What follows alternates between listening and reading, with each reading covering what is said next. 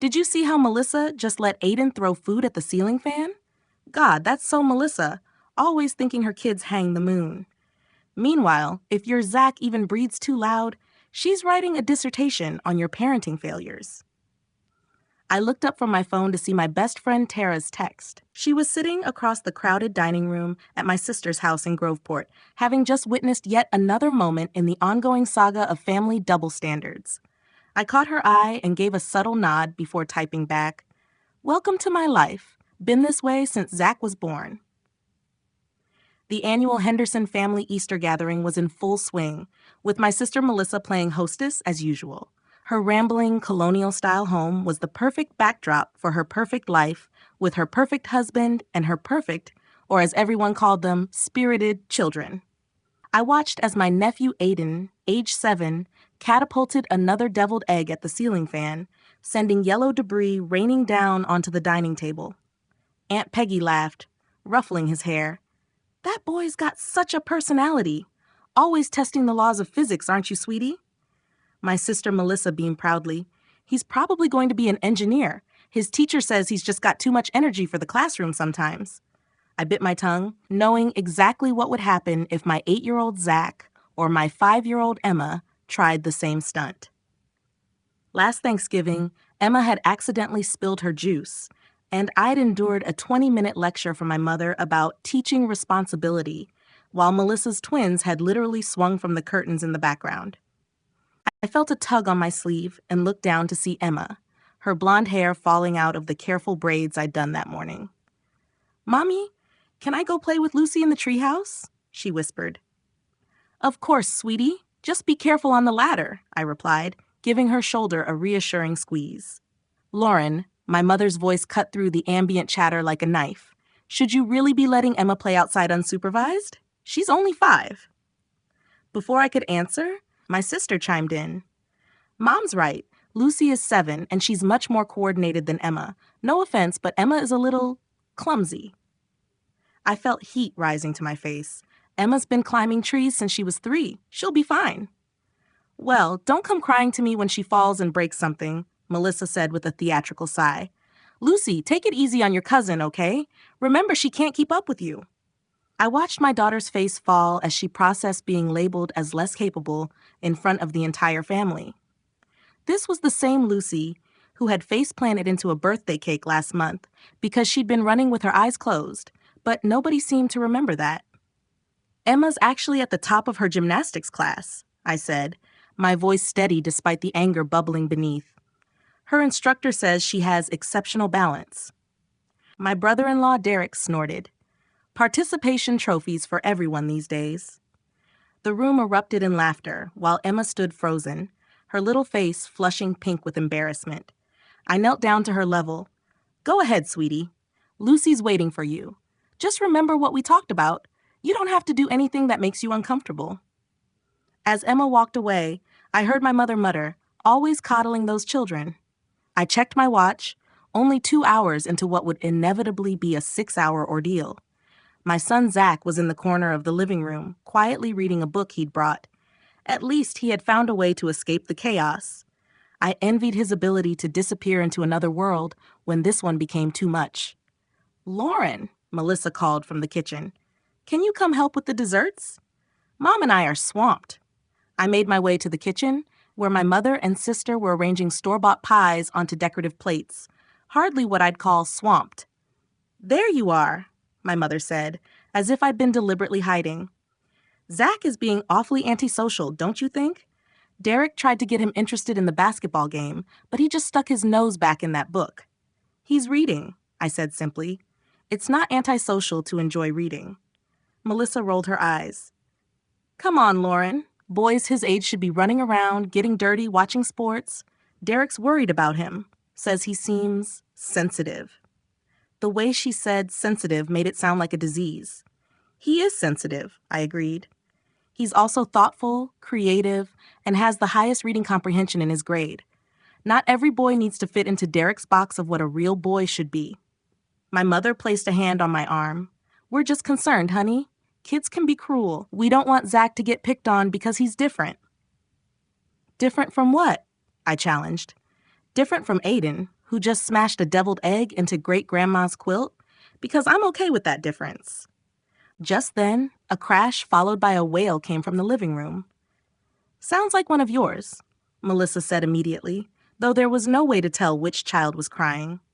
We rushed into the living room to find my nephew Aiden standing over a shattered glass bowl, while Zach looked on in horror from his reading spot across the room.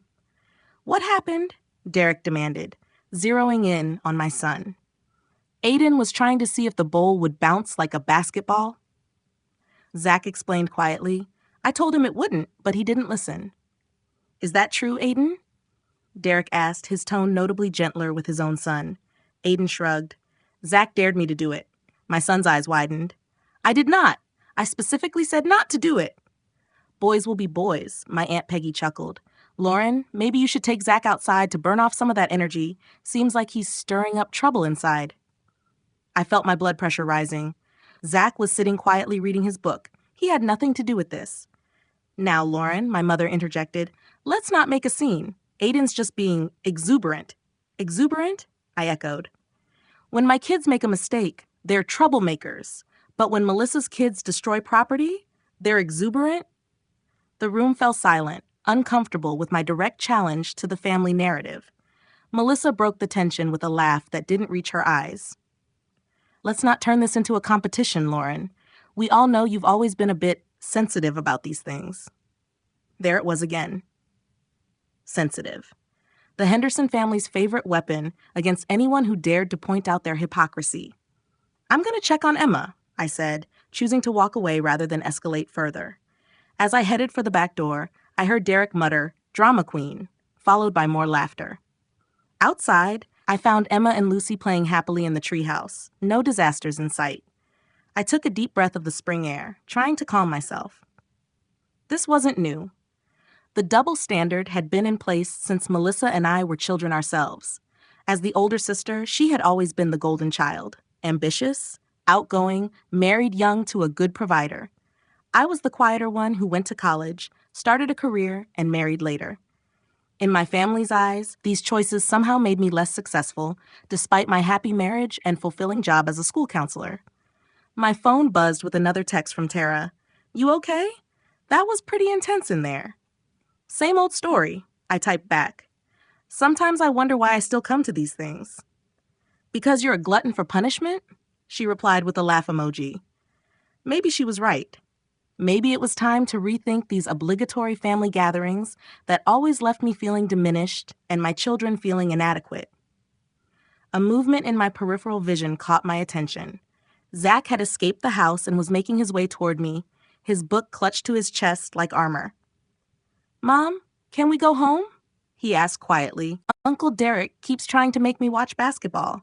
And when I said I don't really like sports, he told Grandma I might need to see someone about my issues.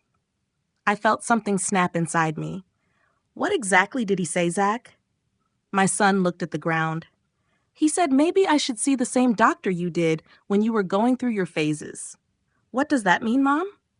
The phases Derek referred to were actually a period of depression I'd experienced after my father died during my senior year of high school. My mother had reluctantly taken me to therapy, but the family narrative had transformed this into me being difficult and attention-seeking during my teenage phase.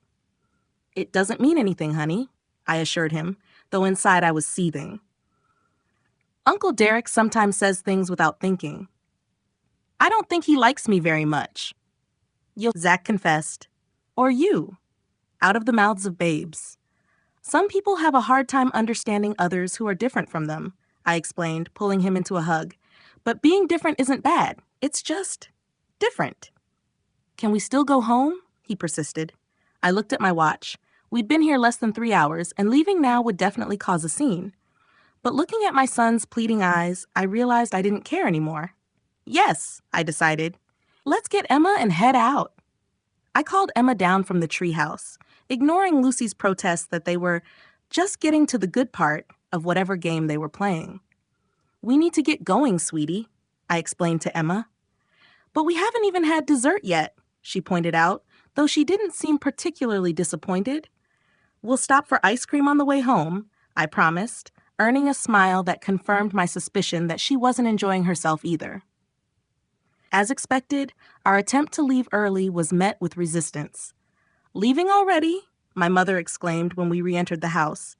"But we haven't even cut the pies yet." "Zach's not feeling well," I lied, giving my son a subtle wink.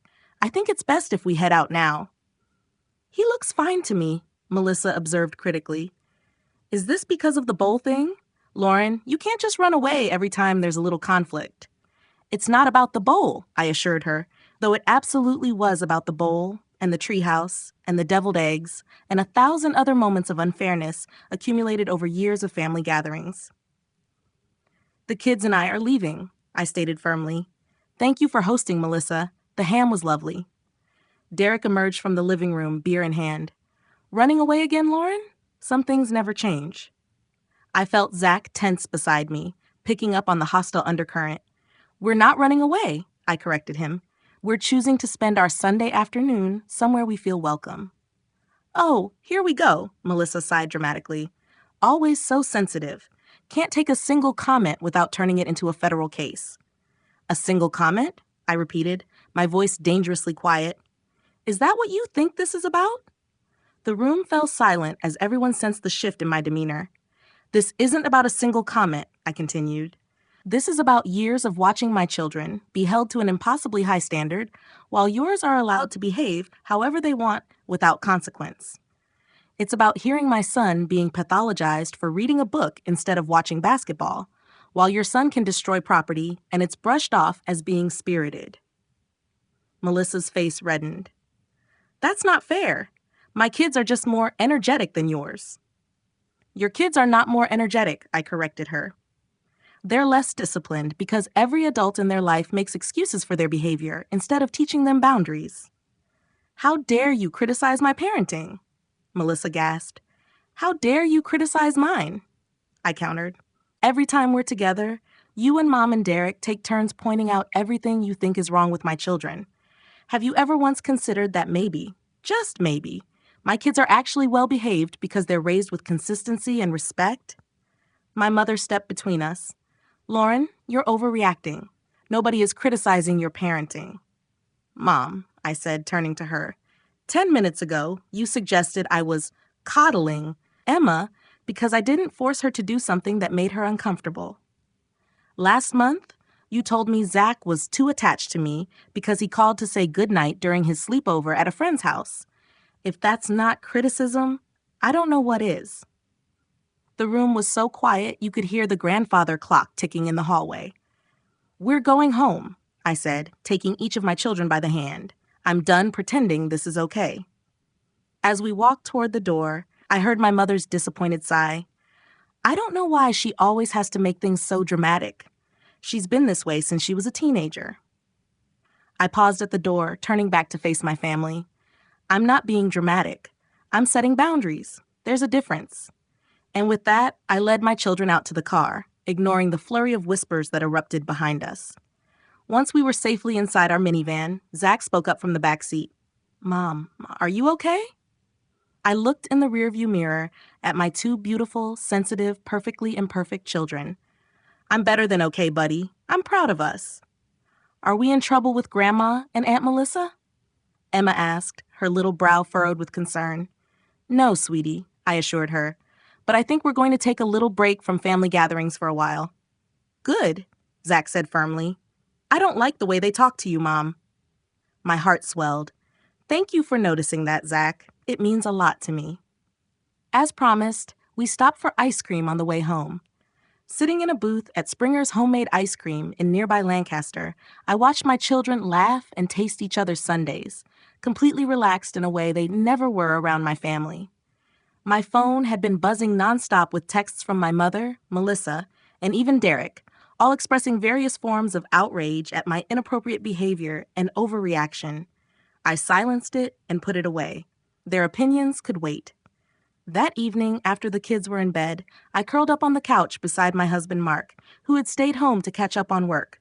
I filled him in on the day's events. "I'm sorry I missed the showdown," he said, pulling me closer.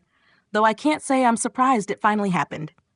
"I should have done it years ago," I admitted. "I just kept hoping things would change." So what now? He asked. Complete cutoff? I shook my head. No, but definitely boundaries. No more subjecting the kids to that environment until the adults can learn to treat them fairly. And if they never do, then we create our own traditions, I said simply, with people who see our children for the amazing little humans they are. Mark kissed the top of my head. I'm proud of you, Lauren. Standing up to family is never easy.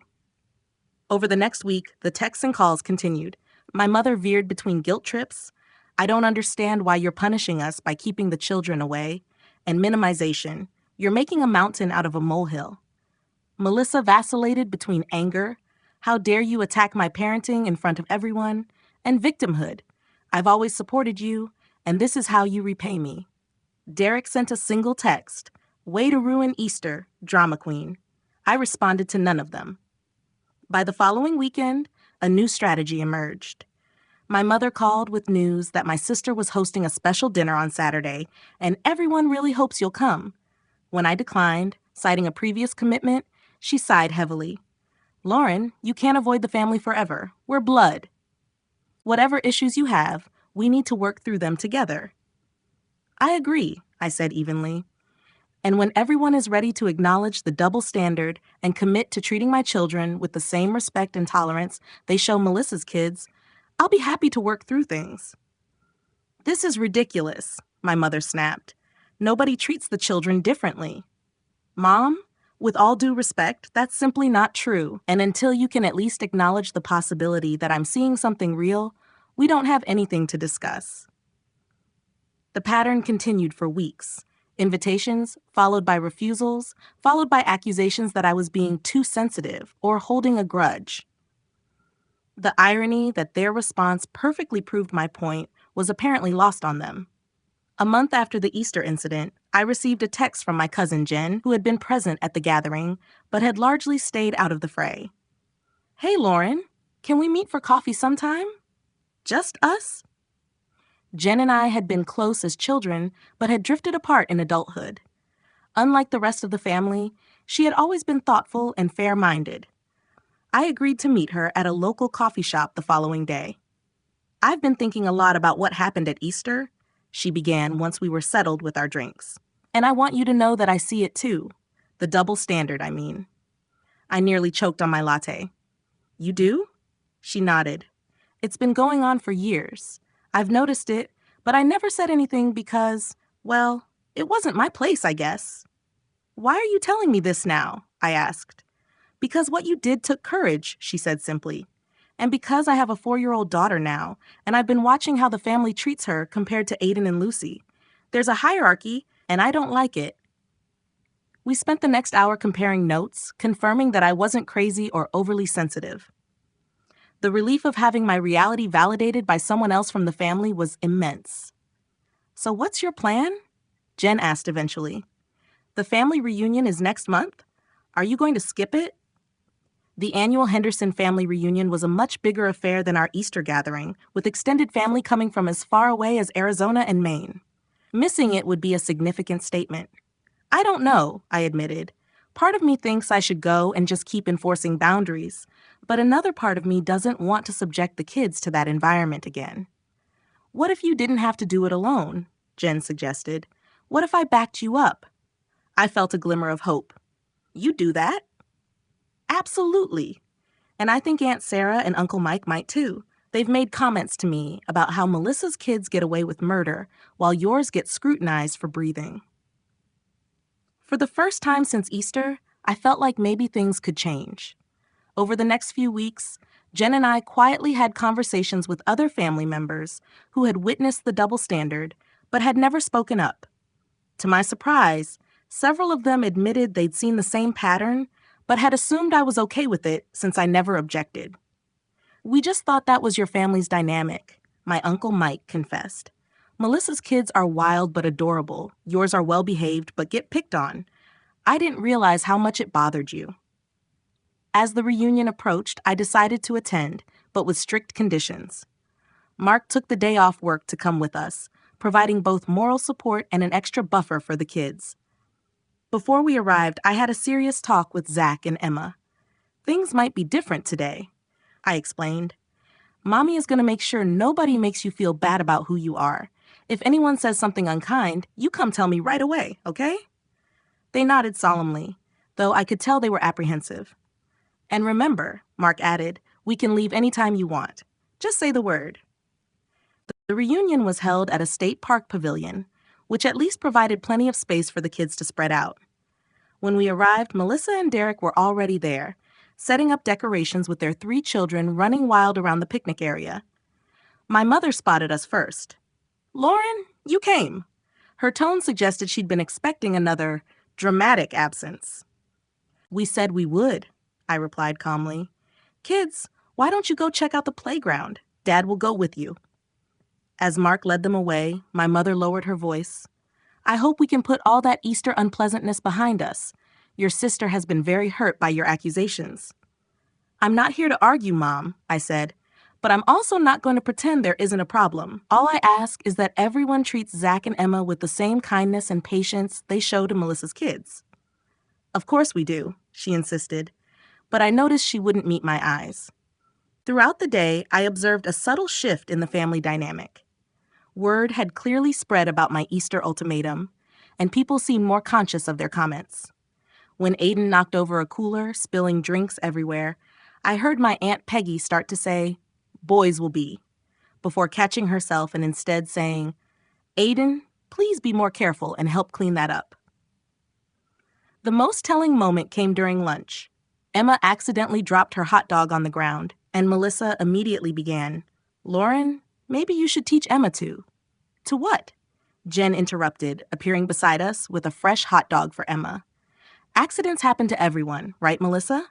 Remember when Lucy spilled an entire pitcher of lemonade at my house last month? Kids are still learning coordination." Melissa's mouth opened and closed like a fish out of water before she mumbled, "Right, of course." By mid-afternoon, the pattern was clear.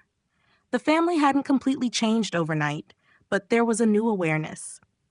Every time someone started to apply the double standard, someone else, Jen, Uncle Mike, even my cousin-in-law Rob, would subtly redirect or balance the scales. The most significant moment came when Derek made a comment about Zach preferring to read under a tree rather than join the baseball game some of the other kids had started. "That boy of yours needs to toughen up a bit, Lauren," he observed loudly. "Can't have him turning into a what, Derek?" Mark interrupted, his voice pleasant but firm. "Into a kid who enjoys reading? Who has different interests than you? Please, finish your thought." "I'm curious." Derek, unused to being challenged, stammered. "I just meant boys should be active, you know." "Actually, I don't know," Mark replied. "My son is active in the ways that interest him. He hikes, he swims, he builds incredible Lego structures that require patience and dexterity.